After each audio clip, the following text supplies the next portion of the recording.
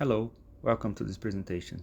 My name is Marcelo Heller and I'll present the paper Analyzing Accessibility Reviews Associated with Visual Disabilities or Eye Conditions. I speak on behalf of two of my PhD students from the University of São Paulo and on behalf of colleagues from the São Paulo State University and from the University of North Texas in the United States. I'll only touch the highlights of the paper in this presentation, so please read the full paper for more details. In modern software development, products are continuously delivered in short periods of time. In this process, user feedback, planned or spontaneous, are used to plan for new releases. In the context of mobile software development, many companies check what users say about their apps by looking at user reviews published on app stores. That way, they can fix bugs, add new features, and keep users satisfied by addressing their requests. This is a review published on the Google Play Store. The user writes a feedback and gives a score, stars. The organization can reply. One of the questions that emerges in this context is that if software products tend to become more mature and stable over time, why most apps are not accessible according to many investigations. So, some researchers set out to answer the question of whether and how accessibility is addressed by users on their feedback published on app stores. The first in-depth investigation on the subject was conducted by our research group over more than 200,000 reviews. We found out that only about 1% of the reviews were related to accessibility. We also found out that most reviews were associated with user preference rather than real barriers.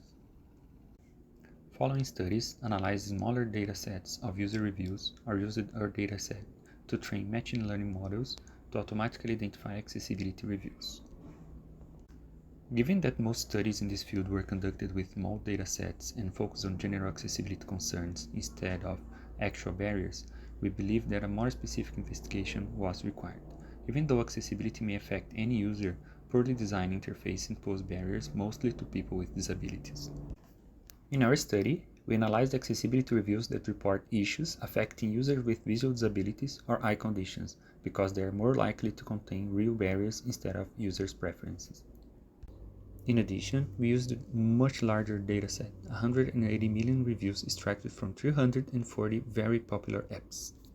More specifically, we set up some goals to show that users are concerned in associating their reviews to some disability, to give an overview of the main barriers mentioned in accessibility reviews, as well as the interface resources and components involved, to understand how the scores of accessibility reviews are distributed, to provide a large data set to allow further investigation in this research topic. We framed our investigation around some research questions. How many accessibility reviews are associated with visual disabilities or eye conditions? What are the disabilities or eye conditions associated with the accessibility reviews? What are the main topics addressed by the accessibility reviews? What are the interface components and resources mentioned in the accessibility reviews? What are the scores of accessibility reviews? Here are the steps we followed to answer our research questions. In the first step, we collected all user reviews from the Google Play Store. In step 2, we employed string matching filtering based on specific keywords to narrow down our data set to reviews that mention visual disabilities or eye conditions. In step 3, we manually inspected the results of the string matching process to exclude reviews that were not of interest. Finally, in step 4, we labeled our dataset. Answering research question 1, we found out that only nearly 5,000 reviews were associated with visual disabilities or eye conditions. Most of them are negative feedback. The scarcity of accessibility reviews may be a consequence of our scope choice for this investigation. There may be many accessibility reviews reporting issues that affect users with disabilities, but no disability is mentioned. Identifying such reviews is out of the scope of this paper. This table shows the top 10 most reviewed apps of our sample. Notice that most reviews are negative in all apps, except for the YouVersion Bible app. The fact that most accessibility reviews are negative is not surprising, since people are more inclined to give negative than positive feedback. Considering research question 2, we found out that users mentioned 36 types of disabilities or eye conditions.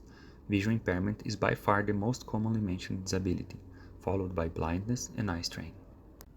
This table shows the most popular disabilities or eye conditions mentioned by users.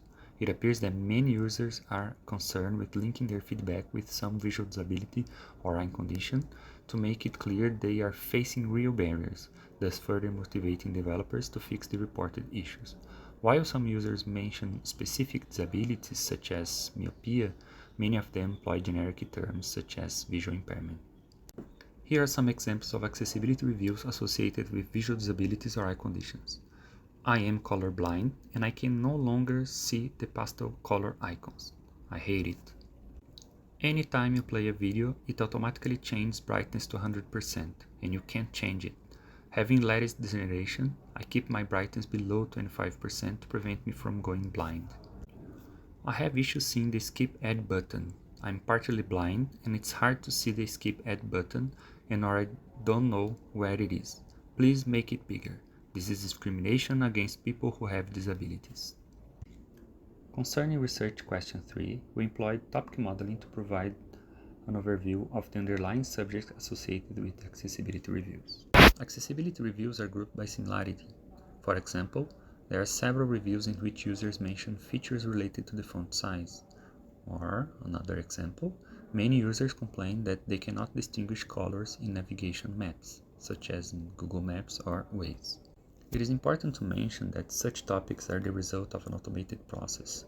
Diving into the specific issues mentioned by users requires other approaches, such as content analysis. Regarding research question 4, this table shows the most cited interface components or resources. Text and font are the most frequently mentioned resources, followed by color, background, and button.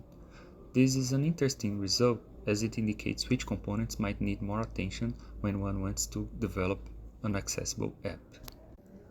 Here's a heat map that shows the amount of reviews associated with a disability and a component or resource. Understanding such connections can provide some insight into which guidelines might be more relevant depending on the context. For instance, accessibility reviews associated with blindness frequently mention buttons, text, and labels, while the majority of reviews associated with eye strain mention color and background. People with low vision or with weak eyes mostly mention font and text.